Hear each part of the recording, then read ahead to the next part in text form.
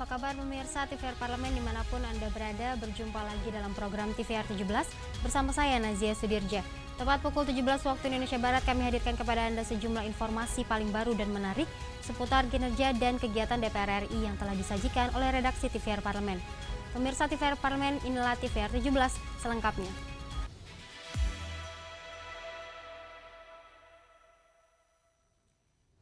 Dalam kunjungan spesifik ke gudang Bulog di Sukoharjo, Jawa Tengah, Wakil Ketua Komisi 4 DPR RI mengatakan DPR berkomitmen untuk mengantisipasi praktik penyelewengan penyaluran bantuan pangan oleh pihak tertentu hingga pilkada serentak selesai. Dalam kunjungan spesifik ke gudang Bulog di Sukoharjo, Jawa Tengah, Komisi 4 DPR RI meminta Perum Bulog dan Bappenas untuk tidak mendistribusikan bantuan pangan selama November 2024 bersamaan dengan penyelenggaraan Pilkada Serentak 2024. Wakil Ketua Komisi 4 DPR RI Alex Indra Lukman mengatakan, DPR berkomitmen untuk mengantisipasi praktik penyelewengan penyaluran bantuan pangan oleh pihak tertentu hingga Pilkada Serentak selesai.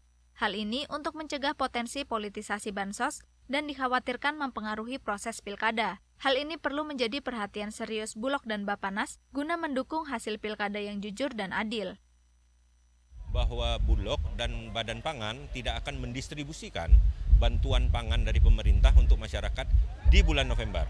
Jadi kami tegaskan tadi komitmen dari Badan Pangan dan Bulog untuk benar-benar menyalurkan bantuan pangan itu di bulan Desember. Selesai pilkada 27 November ini. Kita bukan soal masalah indikasi, tapi kan kemudian kita harus menjaga, mewaspadai gitu loh. Ya, bahwa semua bantuan itu bisa saja diselewengkan oleh pihak-pihak tertentu kan. Maka oleh karena itu, pilkada itu sudah ditetapkan pada tanggal 27 November, itu sekitar 3 hari, setelah itu adalah 1 Desember. Ya setelah itu ya silakan didistribusikan. Lebih lanjut, Alex Indra menyebut diperlukan pengawasan yang lebih serius dalam menjaga keadilan dan netralitas dalam proses pilkada serentak, serta meningkatkan kepercayaan masyarakat terhadap penyelenggaraan pilkada pada 27 November 2024. Dari Provinsi Jawa Tengah, Dodi, TVR Parlemen, melaporkan. Maraknya tambang ilegal di wilayah Nusa Tenggara Barat sebabkan kerugian negara hingga triliunan rupiah. Anggota Komisi 3 DPR RI mengatakan aktivitas tambang ilegal yang seharusnya mampu berkontribusi terhadap penerimaan pajak justru tidak memberikan keuntungan bagi negara. Maraknya tambang ilegal di wilayah Nusa Tenggara Barat sebabkan kerugian negara hingga triliunan rupiah. Komisi 3 DPR RI mendesak kepolisian daerah dan Kejaksaan NTB untuk segera lakukan penertiban aktivitas tambang ilegal. Anggota Komisi 3 DPR RI Martin Tumbelaka mengatakan, aktivitas tambang ilegal yang seharusnya mampu berkontribusi terhadap penerimaan pajak justru tidak memberikan keuntungan bagi negara. Penertiban tambang ilegal juga menjadi bagian dari misi Presiden Prabowo yang menekankan penegakan hukum pada tindakan yang dapat merugikan negara. Tambang ilegal ini kan salah satu yang disorot oleh Bapak Prabowo Subianto, Bapak Presiden kita, bahwa kebocoran luar biasa dari tambang ilegal ini. Di seluruh Indonesia itu banyak sekali tambang-tambang ilegal yang melaksanakan kegiatan-kegiatan ini. Jadi mereka melakukan kegiatan keuntungan buat mereka, tapi pajak keuangan untuk negara tidak ada. Bahwa kebocoran-kebocoran ini harus segera ditanggulangi, harus segera ditindak supaya apa? Supaya ada pemasukan yang luar biasa besar dari pertambangan sumber daya alam untuk negara kita. Sementara itu, anggota Komisi 3 DPR RI Bob Hasan menyatakan bahwa penertiban tambang ilegal agar menjadi legal dapat memberikan keuntungan bagi pemerintah dan masyarakat.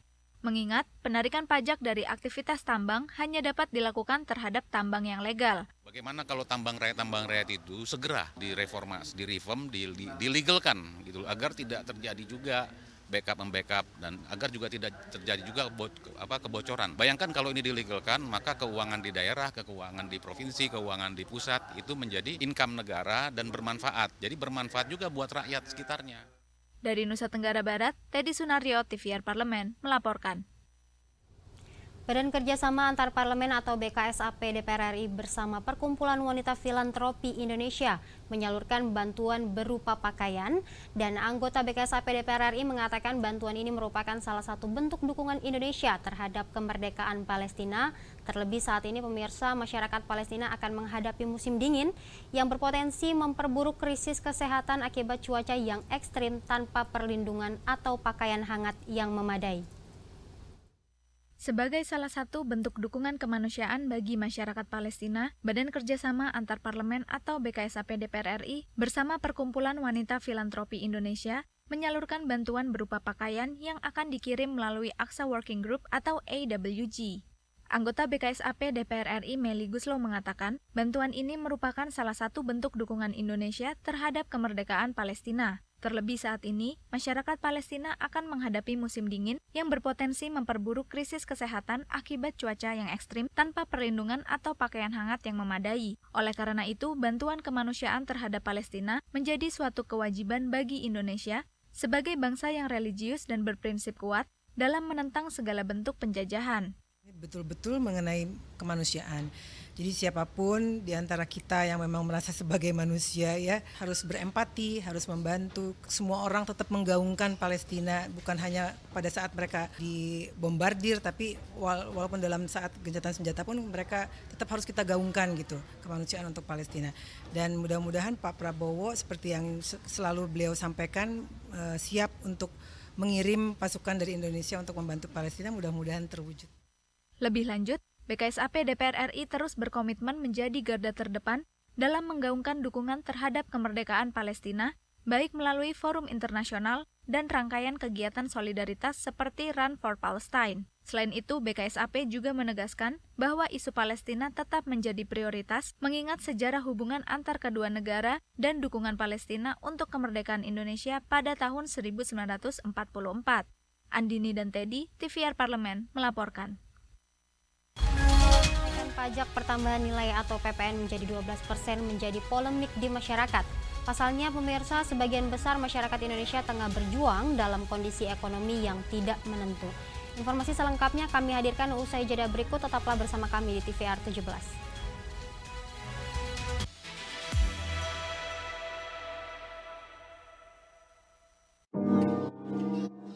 Bagi waktu itu harus ada prioritas.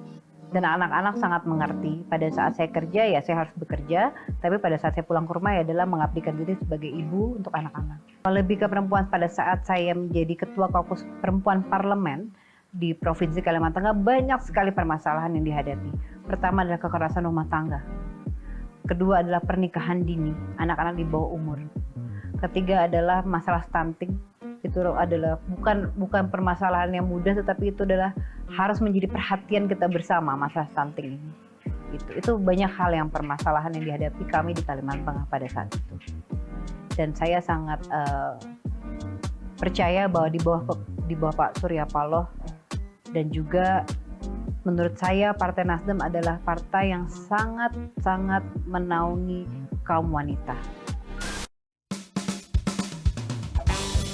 Pengusaha sukses atau dunia politik? Waduh, boleh nggak dua-duanya? Salah satu. Pengusaha sukses atau dunia politik? Dunia politik itu apa? Sukses juga nggak dunia politiknya? Ya, sukses sekarang. Dunia politik lah. Karena dunia politik saya bisa jadi pengusaha. Menjadi pengusaha sukses belum tentu bisa jadi dunia politik loh. Ajak anak jalan-jalan atau ketemu konstituen? Nah ini dia nih. Kalau sekarang banyak ketemu konstituen daripada ajak anak saya jalan-jalan. Jadi saya pilih ajak anak saya jalan-jalan aja. Karena kenyataannya kerja terus, iya. Anak saya lagi nyariin terus nih. Segera, hanya di TVR Parlemen.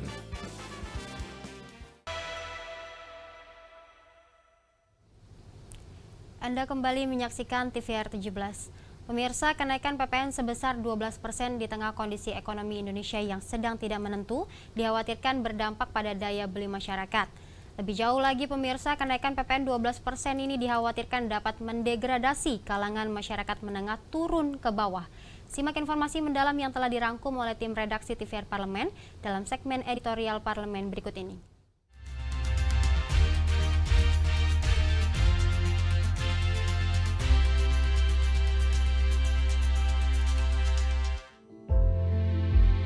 Kebijakan kenaikan pajak pertambahan nilai atau PPN menjadi 12% semakin menjadi buah bibir di kalangan masyarakat.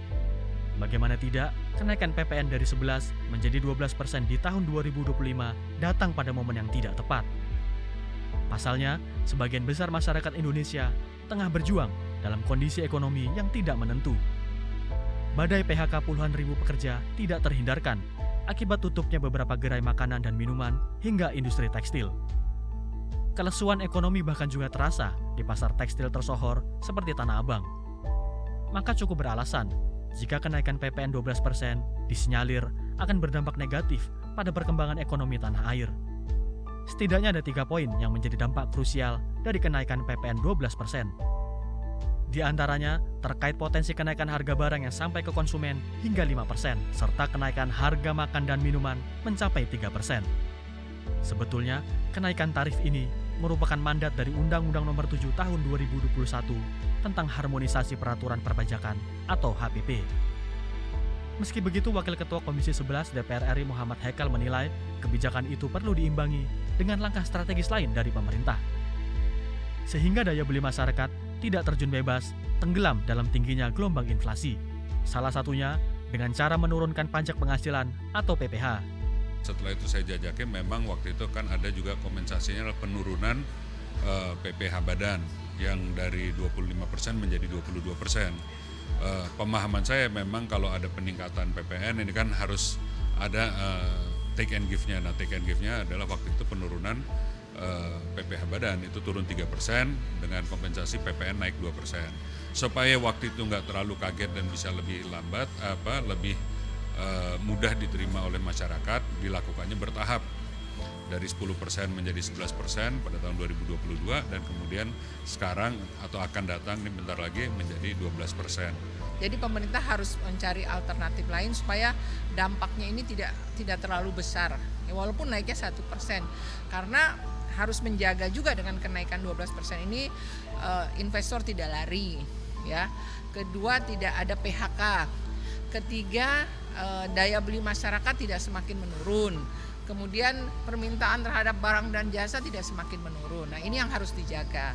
Tentunya saya yakin pemerintah akan punya solusi terkait ini. Lebih jauh lagi, kenaikan PPN 12% dikhawatirkan dapat mendegradasi kalangan masyarakat menengah yang akan turun ke bawah. Artinya, kesenjangan sosial ekonomi masyarakat akan semakin melebar. Tak heran bila dorongan penundaan kebijakan PPN 12% turut mengemuka belakangan ini. Kelihatan sekali bahwa PPN 12% naik 1% itu memberikan dampak yang paling besar adalah kepada lapisan kelas bawah dan kelas menengah bawah. Kalau yang atas ya bantalan kapitalnya sudah tinggi sehingga dampaknya tidak akan terlalu besar. Tetapi yang bawah dan menengah bawah dampaknya akan besar sekali. Tapi kan undang-undang ini sudah diputuskan. Ya. Nah, tinggal apakah benar akan dilaksanakan 1 Januari 2025. Nah, sebenarnya kan ini bisa, kalau pemerintah akan lebih bijak, pemerintah tanpa merubah undang-undang ya bisa menunda pelaksanaan ini paling tidak sampai ekonomi masyarakat di lapisan bawah dan menengah bawah ini sudah lebih membaik lah harapannya. Kalau enggak, yang ditakuti adalah daya beli masyarakat menengah bawah dan bawah akan semakin turun, akibatnya kesenjangan sosial semakin besar. Penundaan aturan PPN 12% sebenarnya dapat dilakukan tanpa perlu mengubah undang-undang. Sebab, dalam Undang-Undang Nomor 7 Tahun 2021 tentang Harmonisasi Peraturan Perpajakan sudah tercantum klausul khusus. Di dalamnya tertuang ketentuan bahwa pemerintah memiliki kewenangan untuk mengubah tarif PPN menjadi paling rendah 5% dan maksimal 15%. Hal itu dapat dilakukan dengan penerbitan peraturan pemerintah atau PP yang tentunya harus melalui pembahasan bersama DPR RI. Dengan kata lain, merubah besaran PPN bukan hal mustahil selama pemerintah memiliki political will yang kuat dalam memperjuangkan kepentingan rakyatnya.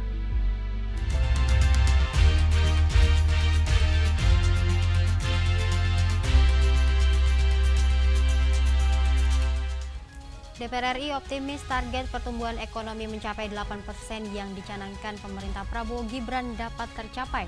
Terhadap target tersebut, pemirsa, pemerintah diharapkan dapat meningkatkan produktivitas dan mengolah sumber daya alam secara baik dan kredibel. Untuk informasi selengkapnya, jangan kemana-mana, tetaplah di TVR 17.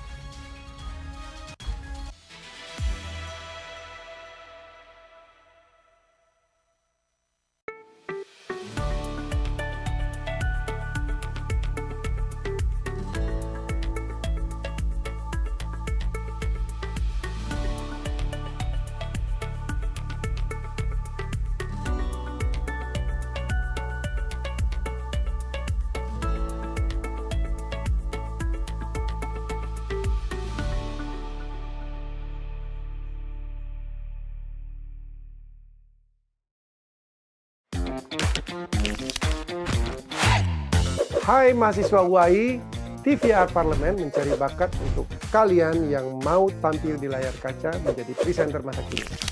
Sebagai presenter TVR, kamu akan berperan dalam menyampaikan informasi penting tentang keparlemenan, serta menjadi keterwakilan suara bagi masyarakat. Bergabunglah bersama kami di TVR Parlemen dan menjadi bagian dari referensi Indonesia. Apakah kalian teman-teman mahasiswa yang kita cari? Ayo daftarkan diri kalian dan sampai bertemu di UAI.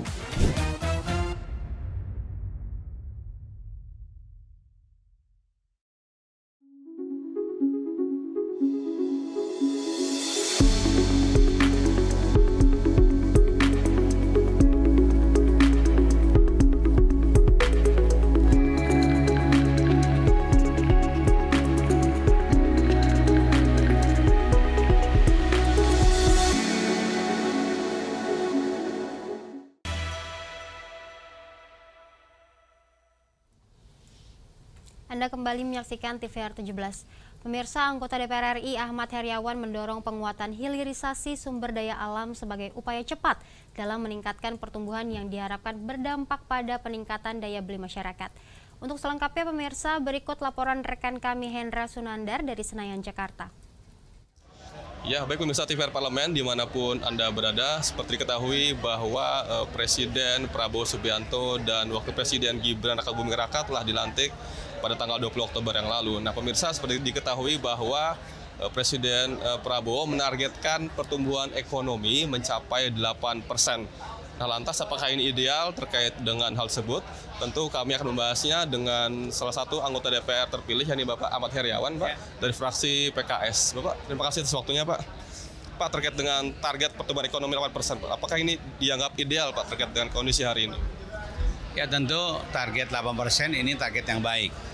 Karena dipastikan dengan target 8% itu berarti kemajuan ekonomi kita sangat amat tinggi ya. Sekarang saja 5%-an lebih sudah terasa. Dan kita pernah mencapai di masa lalu kan sampai di 7% ya. Di masa-masa zaman Pak Harto, dan itu belum kembali lagi. Mudah-mudahan dengan keseriusan memimpin, dengan keseriusan pembangunan yang dipimpin oleh Pak Prabowo, itu bisa terus digenjot sehingga naik ya dari 5 ke 6 ke 7 bahkan akhirnya sampai di angka 8. Tentu kata kuncinya adalah produktivitas. Sebab ya ketika produktivitas kuat maka yang diproduksi banyak, kemudian daya beli masyarakat juga tinggi, konsumsi juga tinggi, ekspor impor juga tinggi. Kata kunci di produksi ya, di produktivitas ya. Jadi ketika produksi naik ya maka kemudian pada saat yang sama penghasilan masyarakat juga naik, konsumsi juga naik.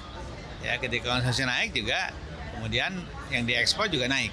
Dengan demikian, kata kuncinya adalah di pemerintahan ini harus mampu menghadirkan produksi yang sangat bagus, ya, dengan cara tentu caranya mudah, ya, tapi perlu dilaksanakan dengan kuat dan baik. Caranya adalah mengolah sumber daya alam yang berasal yang ada di permukaan bumi. Ya, pertanian, perkebunan, kehutanan, kelautan, ya peternakan itu dikelola dengan baik, diolah dari barang hulu menjadi barang tengah dan barang hilir. Dan saat yang sama juga kita punya mining. Dulu kita punya minyak bumi, kemudian kita punya kayu, kita juga punya batu bara, kita sekarang punya nikel. Nikel sedang booming-boomingnya kan gitu. Nah ini semua anugerah yang sangat baik dari Allah Subhanahu Wa Taala. Tapi tentu tidak boleh kita berpuas diri punya nikel, punya barang tambang, kemudian dijual mentah. Itu persoalan. Manakala kita baru sampai jual mentah atau baru sampai di smelting, di pemurnian, ini kan dampak ekonomi masih kecil. Jadi kalau kita bisa mengolah dari mulai barang hulu, barang tengah sampai barang ke hilir, itu selain tentu pengolahan tersebut akan berdampak di ekonomi yang membuka lapangan kerja, saat yang sama nilai lebihnya sangat tinggi karena nikel mentah dijualnya juga murah. Ketika nikel sudah jadi, dijualnya sangat mahal. Makanya industrialisasi, hilirisasi harus ada di Indonesia dan dikerjakan oleh anak-anak Indonesia. Pak, sekarang masih mengalami terjadinya lemahnya daya beli masyarakat, Pak, dan juga deflasi 4 bulan berturut-turut. Pak Aher menyoroti seperti apa, Pak, terkait dengan kondisi hari ini? Ya tentu pada posisi di mana ada deflasi pada hari ini masih digenjot pertumbuhan ekonomi masyarakatnya. Ini masyarakat dikuatkan dikuatkan pendapatannya. Ketika pendapatan masih dikuatkan, itu kan nanti daya belinya akan naik otomatis. Gitu. Oleh karena itulah sekarang penguatannya di produktivitas. Ketika hadir investasi baru, ketika hadir industri baru, ketika hadir proses-proses hulu tengah hilir yang baru yang dikerjakan oleh anak negeri, itu akan otomatis menambah income masyarakat. Ketika masyarakat income-nya bertambah, maka daya beli bertambah. Maka ketika dia bertambah kan dia belanja. Ketika dia belanja, deflasi hilang. Yang ada adalah normanya kembali dengan inflasi yang terkendali. Ya, baik Pak Aher, terima kasih atas waktunya Pak. Selamat bertugas kembali Pak. Ya pemirsa, demikian wawancara kami dengan anggota DPR dari fraksi PKS, yakni Bapak Ahmad Heriawan, yang tadi disampaikan bahwa DPR mendorong pemerintah untuk secara serius untuk menerapkan sistem profesionalisme yang ketat dalam tata kelola pemerintahan yang ada. Nah, tadi disampaikan juga bahwa hilirisasi menjadi penting supaya nantinya seluruh produk-produk yang ada di Indonesia bisa memberikan income yang lebih terhadap pendapatan negara sehingga tidak menjadi sia-sia. Nah pemirsa, demikian yang dapat kami laporkan langsung dari Gedung Nusantara 2 DPR. Kami kembalikan ke rekan kami di studio. Selanjutnya pemirsa, apa saja yang menjadi sorotan di media online nasional pada hari ini? Usai jeda tetaplah di TVR 17.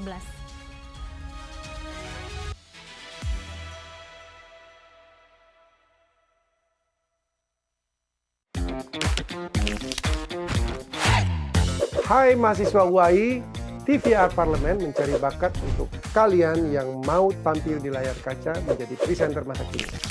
Sebagai presenter TVR, kamu akan berperan dalam menyampaikan informasi penting tentang keparlemenan, serta menjadi keterwakilan suara bagi masyarakat. Bergabunglah bersama kami di TVR Parlemen dan menjadi bagian dari Referensi Indonesia. Apakah kalian teman-teman mahasiswa yang kita cari?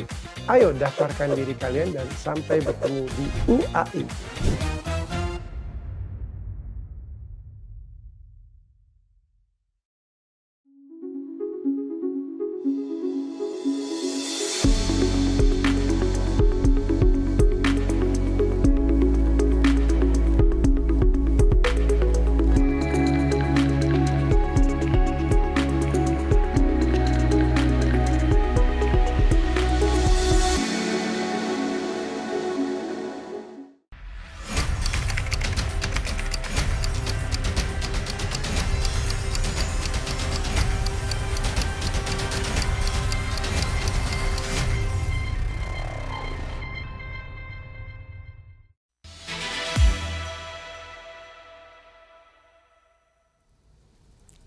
Terima kasih Anda masih menyaksikan TVR 17 pemirsa. Kali ini kita masuk ke segmen media online nasional. Mari kita simak isu apa saja yang menjadi sorotan media serta tanggapan dari sejumlah anggota Dewan bersama rekan kami Zia Ulbar. Silakan Zia.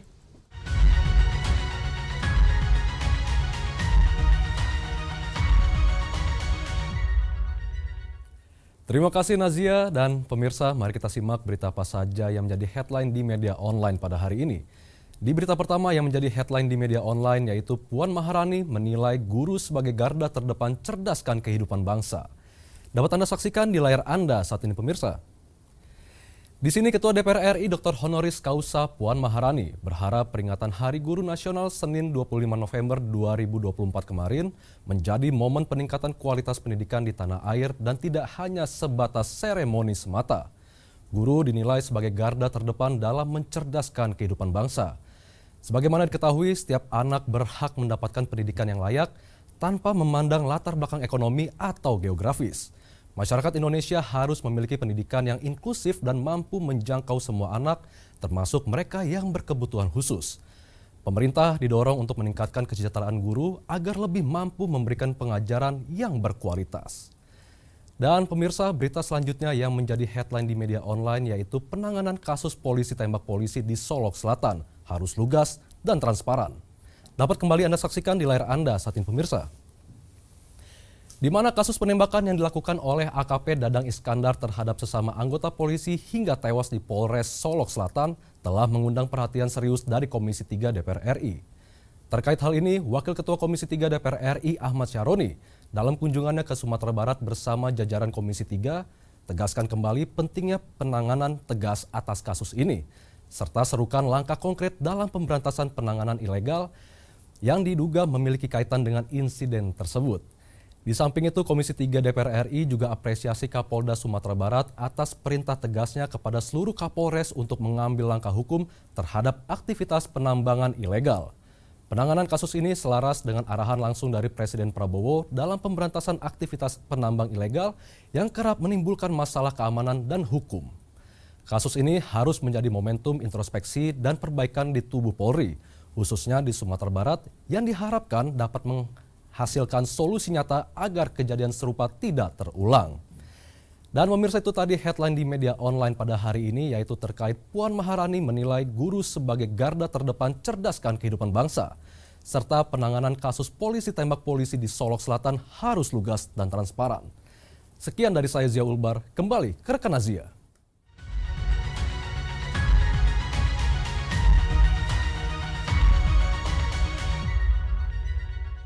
Terima kasih rekan Zia yang telah menyampaikan sejumlah update sorotan dari media online nasional pada hari ini. Pemirsa, segmen media online tadi sekaligus menutup program TVR 17 edisi sore hari ini. Saya Nazia Sudirja beserta seluruh kru TVR Parlemen yang bertugas mengucapkan terima kasih dan pamit undur diri dari hadapan Anda. TVR Parlemen, referensi Indonesia.